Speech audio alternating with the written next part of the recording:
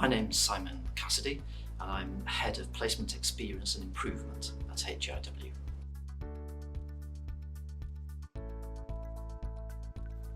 A significant proportion of nursing students' programmes involves undertaking placements, and this is key for their personal and professional development.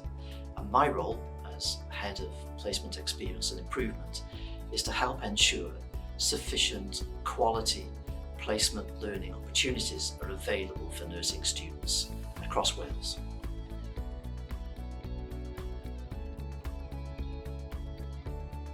I really enjoy working with so many different people across Wales, whether that's service users and carers, students, universities or placement provider staff. And I've always found that there's a spirit of collaboration, of pragmatism, of innovation that endures, and it's that I really enjoy, working with so many different people.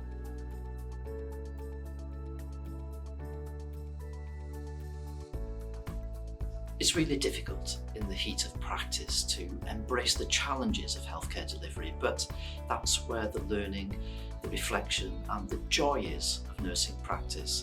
So I would say to savour the moment, embrace the challenges of what is really a privilege of nursing.